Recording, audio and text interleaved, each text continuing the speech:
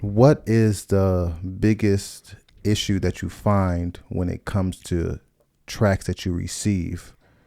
Yeah, so well, I'm going to answer the question by sort of reframing Go it. It's ahead. not necessarily the issues that I find, but more so things that I'm looking for. Okay. Right. So when I'm receiving a track, whether I'm mixing it or something like that, the first thing that I'm looking for is just how things sound tonally. You know, if Okay. it's not if it's like vocals, I want to make sure it's well recorded vocals. If it's like some live instruments like a drum kit or an electric guitar, like Mhm.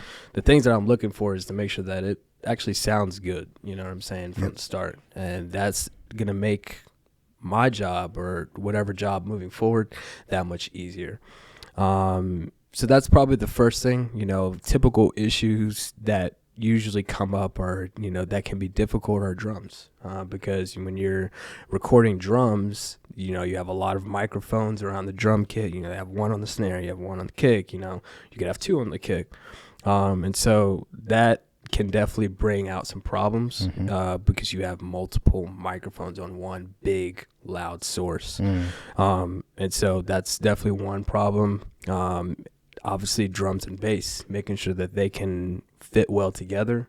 What we call pocket, just like we want them to be able to fit in a pocket together. So making sure that the bass is not clashing with the drums, or like the kick drum is not clashing with the bass. That's another thing that I'm looking for. And then obviously vocals, well-recorded vocals, making sure that they're able to sit in front of the track and make sure that they can mesh well with the track and nothing's standing out. Those are things that I'm usually listening out for and looking for.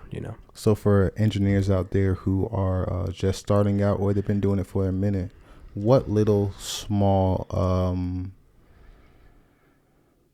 of course you don't want to give out your secrets, but what little small tidbit or nugget would you throw out there when it comes to separating your bass and your kick drums or whatever, like frequency wise? What type of thing are you looking for? That type of So question. there's two things that I would recommend right off the bat, and no matter what program you're working in, whether it be Pro Tools or Ableton or Logic, every program or DAW has this, but it's either EQ or sidechain. Those are probably the two biggest things that I would recommend.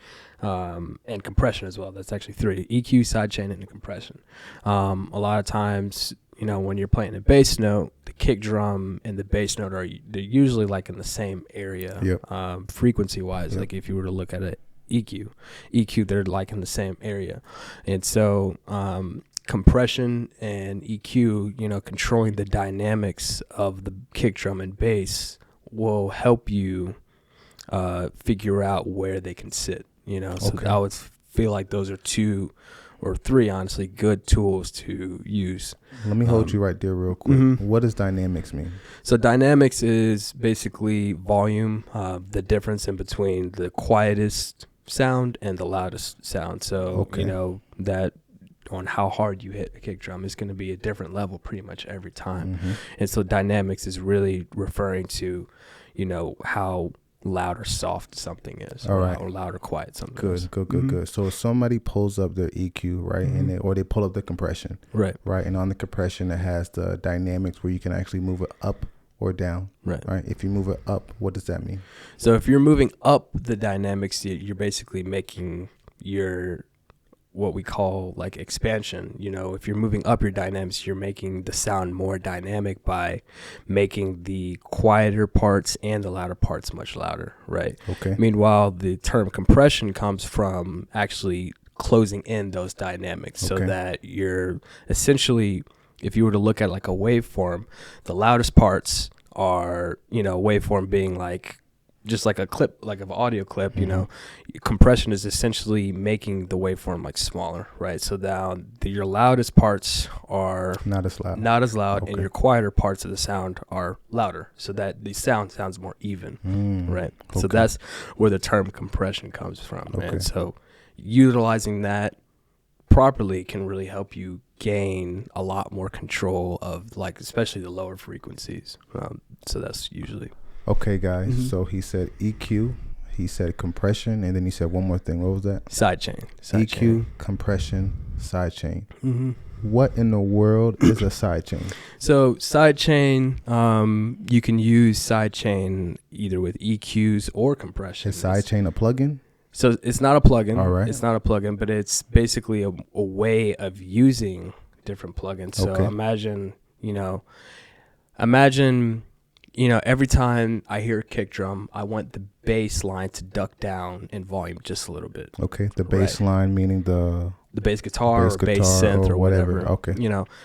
Anytime that the kick drum hits, it's side chaining the bass line. So that way the kick drum can come forward a little bit more, and the bass line or bass guitar or whatever will tuck under it, and it doesn't muddy up the kick drum. Okay. Right. Sidechain, compressions, EQs.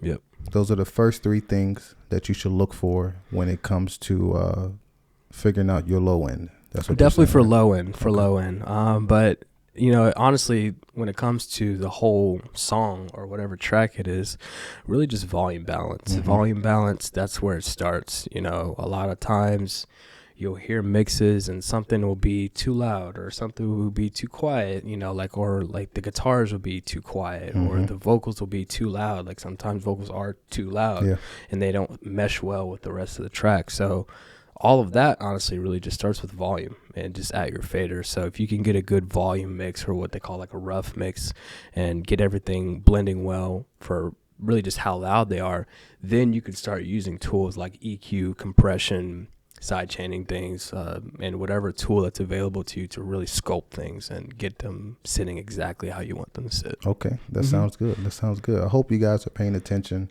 especially if this is something that you want to get into or that you're already into, but you're finding trouble, right? And so, like I said, this guy is only 22 years old, right? But he's getting some experience. He's working at a really good studio, and he's producing some really good work. Right. So if I were you, I would pay attention. And, if you guys are listening and you think that you guys have some good advice that you want to throw in the comments, go ahead and throw that in the comments as well.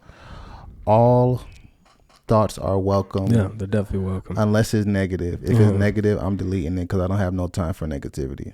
So don't come in here with no foolishness. That part.